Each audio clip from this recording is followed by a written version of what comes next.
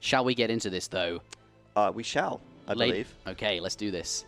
Ladies and gentlemen, welcome to game number 1 in a best-of-3 series between I Am Turk and bwinner for the weekend, or the ESOC Weekend Tour, or the ESOC Grand Tour, I should say. This is one of the weekend tournaments, one of many that make up this Grand Tour. It's a one-day tournament called the Weekend Pilgrimage. Oh my god, Nuka are coming to attack the tribe! Oh my goodness! Maite made this. I think it's absolutely wonderful. But yes, players begin the game with 25 additional pilgrims on top of their regular villagers and crates. And I'm very much looking forward to seeing how bwinner and Turk play this out.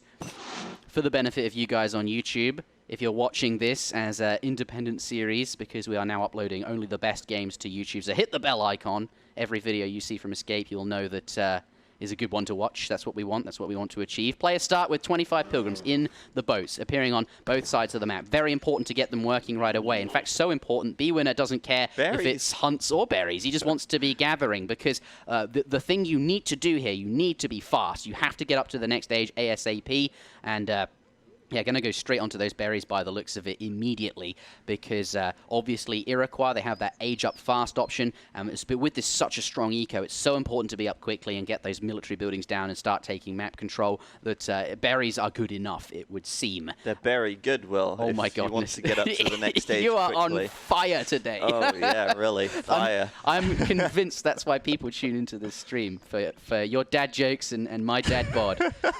Together we are dad. the ultimate dad. We're like those. What we should do is, I'll stand on your shoulders and we'll get a big trench coat. Oh my god!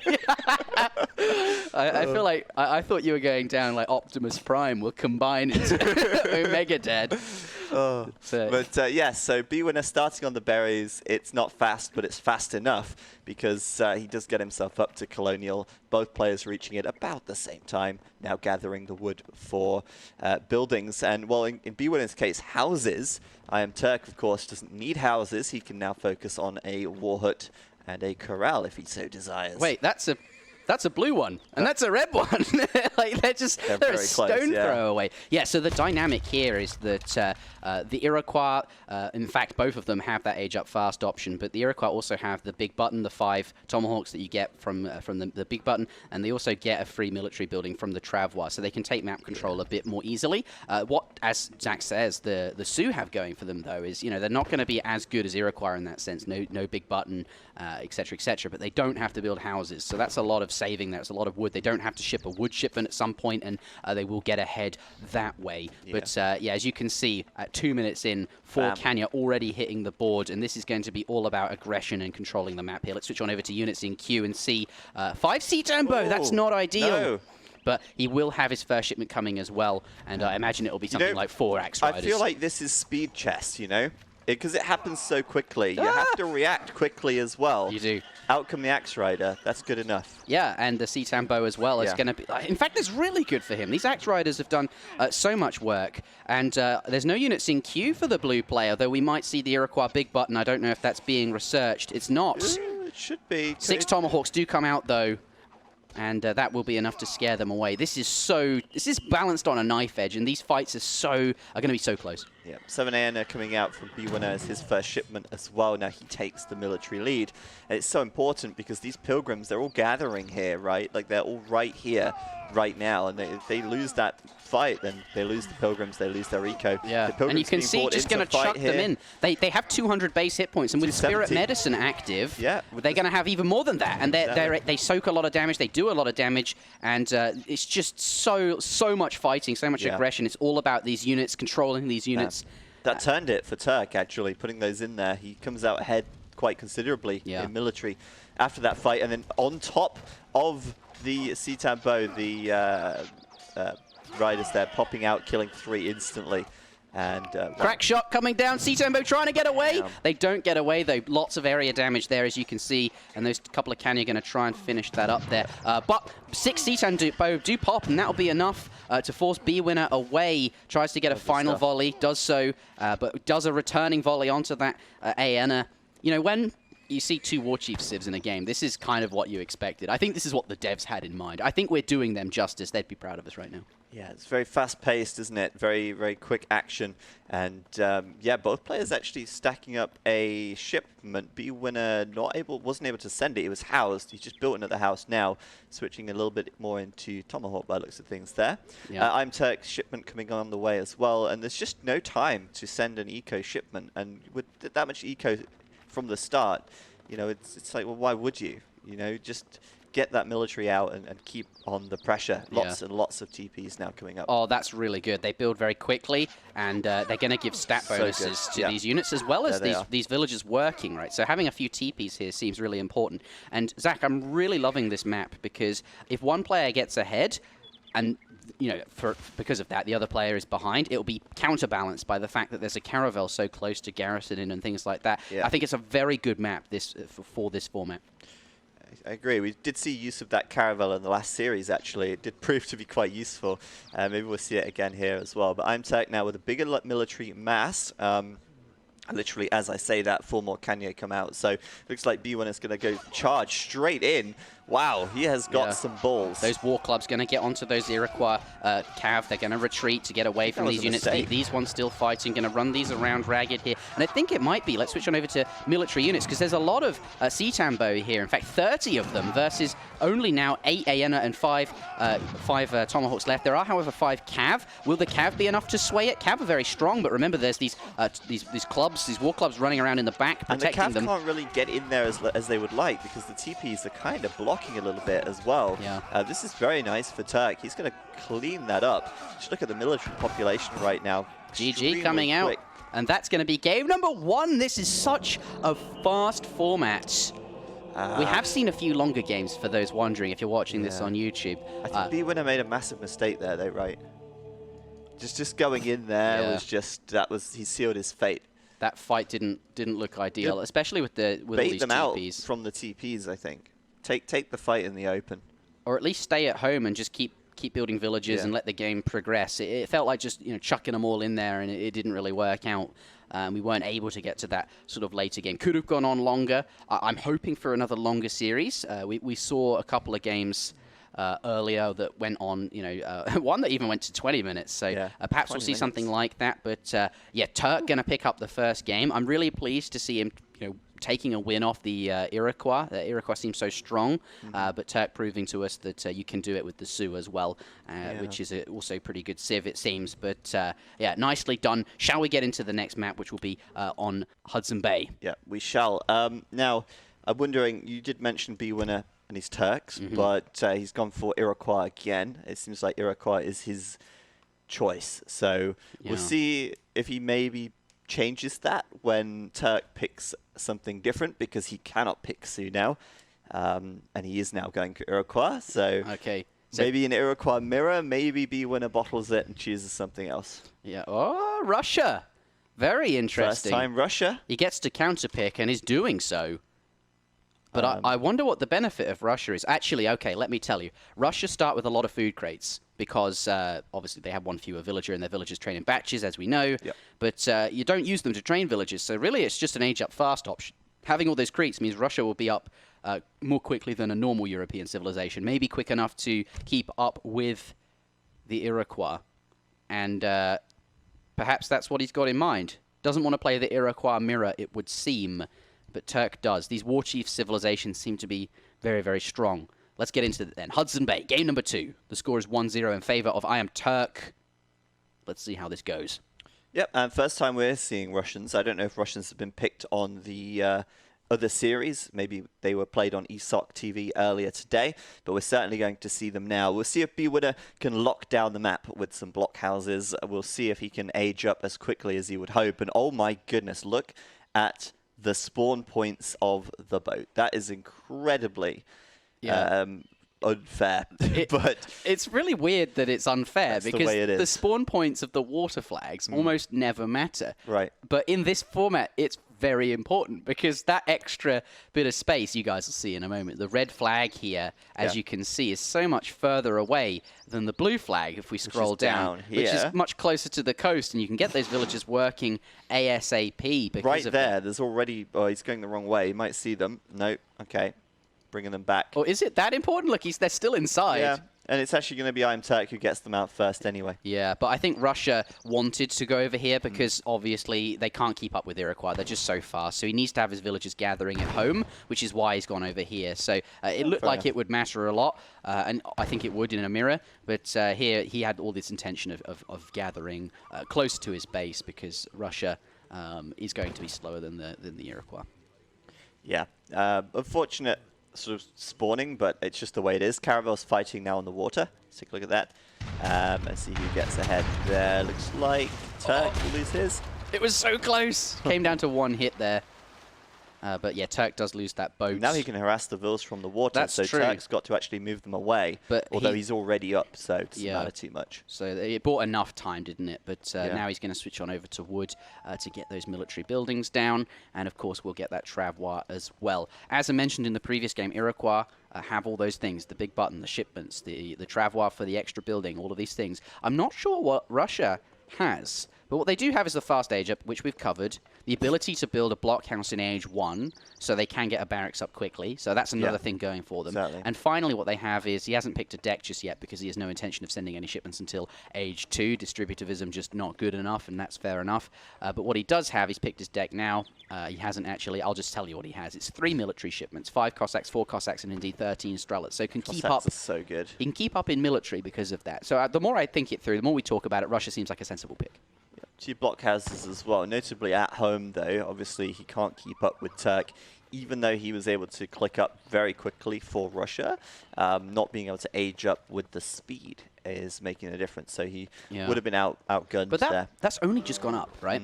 And he's only now just up. So yes, Turk is faster, but not that faster. No, because he'll have the blockhouses as soon as he gets up, and then he's just, you know, one batch behind or something. And 3 blockhouses, actually, for B-Winner here. Obviously, the Russian units are pretty cheap, but also that's quite a lot of extra fortification as well. 3 blockhouses firing back. You don't feel so comfortable running in there. And these give you 5 population each. The war huts do not do that. And you also get up, I mean, slightly slower. I mean, we saw that war hut was only slightly faster than these, but you get 400 wood. You don't get that with the messenger. So Russia have a lot going. They get up quickly. They get the wood. They've got a lot of stuff here that doesn't seem super obvious to begin with. That's a treasure. What we got here, 150 food taken by the looks of it away from B-Winner. That's pretty sad for him. Where's that boat? The war hut killed the very low HP Caravel. Yeah, I guess you couldn't see that one coming, but nicely done. It's kind of good for Turk, actually, because that hunt is obviously in range. But yeah, I think this is really well fortified for B-Winner, and it's going to be difficult for Turk to push in there. We've got the market coming up as well, so we'll see some hunting dogs probably and the likes. Gold mining and stuff as well. Big coin shipment coming in from B-Winner to start. It looks like a fast fortress. It does. Will be on the cards, and then who knows from there. He can age up to fortress age quickly, though, can't he? I believe. Yeah, he can go up to the fortress age very quickly. So, and that's a very good point, because then he's only 1 shipment down. He's going to have a lot of shipments in the fortress age. Traditionally, Russia not so good in the fortress age, but I guess when this is is the European civ that you can play this deck, early. Actually, I have to click on this one first, and then I can click on this. Yeah, 2 Falcons in there. That's going to be really nice, for example, especially against sort of like all those tomahawks and stuff. And generally, just like, it's actually interesting. He's got refrigeration and Royal Mint. Like, is the game going to go that long? Well, I like it because you have so many villagers. The eco upgrades are just better than usual. Right. So maybe they are good enough when you start with the extra vills. It does seem, though, traditionally this has been such fast games that we won't get to a point where they're strong. But the theory's there. Maybe they're good on paper. Like in reality land, they haven't been going super long to actually matter. But yeah, I think Iroquois, I don't know if he's played against Russia in practice games or anything like that, but he's clearly identified that pushing into Russia's 3 blockhouses that he's expecting him to have or has scouted them is not worth doing. So he's taken a slower approach. He's gone for 2 trading posts. Yeah, I was going to say, while he's done that, he has got the 2 TPs up, the trading posts. Yep. So, you know, that's definitely helping. This is... Sorry, go ahead. He's basically going to stay ahead in shipments there quite considerably. I'm actually very excited about this. This is such a good civ and such a well-executed build, this fast fortress from Russia. Normally, you'd never see Russia do a naked FF. That seems so stupid as Russia because you have to upgrade your strelets. You don't get the the shadow tech that ordinary skirmishers get. Your musketeers are like another unit that you have to ship. It's a bit dodgy, right? But Russia is one of the only civs that can get up to colonial unmolested, so to speak. That's the only word that I could think of. But because of that, they are one of the few civs that you could do a fast fortress within this particular format, it would seem. Has he upgraded his strelets yet? Not veteran yet. Not yet. He's got a lot of villagers on wood. So yeah, they should be veteran very soon. Not long. Well, I guess he's got to be cautious of the cavalry at the moment. He has nothing to deal with cav. So maybe bwinner needs to send those muskets. Or maybe... I'm not sure what he will do against cav, to be honest. You've got something really weird that came to mind is... You can train halbs as Russia. I don't necessarily think that will be... I tell you what he's going to do. Oh, my goodness. Oh, no, he's doing the arm. Yep. Yeah, you know what's coming. Oh, my God. Tell the viewers, for the benefit of anyone on YouTube that might not know, what does this card do, Zach? Converts all your strelets to muskets, bruv. That it does. And how do you... oh, it's going to be so good. So cheap. Good. I'd like to see him send all the strelets out and his opponent's like, oh, I'm going to kill them with all my cav. What are you doing out? Let's go. And it's a total tech switch out of nowhere. Well, they are muskets, so they're not strong muskets. But it's still a big stat increase. I wonder if he's got the upgrade for muskets. Not yet. So he's not going to get the strelet upgrade because obviously he won't have any strelets. But that musket upgrade... Veteran musketeers will make them the same as ordinary musketeers. So they will no longer be ruskets, they'll be muskets. Yeah. Oh, by the way, the betting, 50-50 on this one. That is dead even. Yeah. Wow. I think, yeah. Well, this is awesome. bwinner's going to have a very powerful army. And he'll have the answer to cav as well. There they are. Reforms. There they are. I wonder who Suvorov was. Are they, yeah, they're veteran. You just got the veterancy as well. Nice timing. Perfect. So it isn't going to... Yeah, I imagine Falconet's going to follow up as his next shipment behind this just to complement the composition. He didn't get to use Suvorov reforms in a way that surprised his opponent. It's nice to have those strelets and then, bam, they're muskets. Yeah. But either way, it's a big value shipment because strelets are obviously so much weaker than muskets in terms of just overall power level. So it's a big boost in terms of resources there. And he's keeping up, right? The eco is very similar. No one's lost any pilgrims, it would seem. But Turk does have a 4TP stagecoach behind this. 2 Falconets arrive, and now it's on bwinner, right, to do something. Yeah, the 4TP stagecoach is pretty big, but it's time to shut that down. He will be seen, though. I mean, obviously, this is huge vision for Turk as well. The question is, does bwinner just go straight down the middle for the push, or does he deal with the trade post? I think he's going down the middle for the push. Yeah, I think Turk sees it coming a mile away. I think he's recognized that this is a timing for him. He's got a lot of power here because of Suvorov reforms and the 2 Falconets, and he needs to make something happen against this. Against this colonial musket or this colonial infantry army, whilst he's got the extra power. Obviously, these are something he wants to go back for later, it would seem. But it looks like taking him down. Not a lot the infantry can do. Nope, those war huts are gone, pretty much. And, well, there you go. They are certainly gone now. Turk can't really push into that too easily at the moment. The cannons are a problem, but he's trying to flank. This is a big flank. Oh, wait, no, he's not flanking. He might be coming in or he is flanking, I can't tell. For the surprise. But there's so many muskets there, it would be kind of hard, wouldn't it, to get them on top. Try and pick off the Falks. Yeah, that's what he wants to do. Just staying away from for the time being. What is bwinner's follow-up, though? Because muskets won't... Well, if he loses the cav... Oh, a Prishnik's in queue. Okay, yeah, it's stable. Raid with the Prishniks. That could be interesting, right? Yeah, that could be strong. The trouble with this army is that if the cannons go down, the musks are kind of a bit useless. They're only good together, right? Yeah. So the Prishniks could be a nice surprise, but they've been scouted. Turk sees them, and they will be a threat, but he is at least aware of them. He took out a Falk. He's going to take out 2. Oh my goodness, and just what I was saying just now, the muskets are now kind of they don't have that complementing factor, and now these Aena have nothing to be afraid of, and the muskets are going to be... Oh, that's really awkward. Oh, no. Yeah, he's not taking a good fight there either. The 2 houses kind of getting in the way, and he's got to back up there, losing a lot of muskets on the way out. Turk doing very well, and he finds the Oprishniks as well. So this looks like it's going to fall flat for bwinner. I was very excited for him, but I think he's going to struggle to get anything done with the Oprishniks now. And, well, his units are a little bit caught out by the air. He needed those cannons to stay alive, because he got some good work done. Those 2 war huts went down. He killed a house there. He probably could have killed this trading post and then sort of, you know, cause some issues. But without the cannons, it's falling apart. I wonder if a better strategy would be to, instead of making a stable, switch to like artillery foundry and then get some more cannons out and just complement those muskets a bit more. But you can see here, this is going to be a cleanup, right? The Kanya pinning those muskets down, and the AN are in the back just performing the execution blow. Did actually kill a lot of Kanya though. That's one thing going, but still, there's so many red units. So many. And he's got some Cossacks out now, making that switch. The Oprishnik's obviously not working out. But meanwhile, off the back of this, Turk still has the 4. Oh, he does have the Oprishniks over there, actually. He did sneak some through. So well done to him for doing that. But does still have the 4 stagecoach. That's what I was going to say. They'll finally get cleaned up by the looks of things. Yeah, he kills a few villagers there. 11 muskets at home. Whilst that's happening, a bit wobbly. Some Cossacks do pop. Going to be good against all of these Aena, but the Tomahawks, they want to get out in front to defend their Aena brethren, and those Cossacks going to get shut down and sent away. He did build a foundry in the end, but I think it's too little too late. In fact, a second foundry. No, that's a blockhouse interjection. Yeah, that would be quite ambitious, wouldn't it? 2 foundries. Yeah. 8 or 10 fouts at a time, rather. Let's go. Yeah, you I don't think there's enough resources on the map to do that. You can barely do 5 at a time. So yeah, you certainly don't need a second foundry, that's for sure.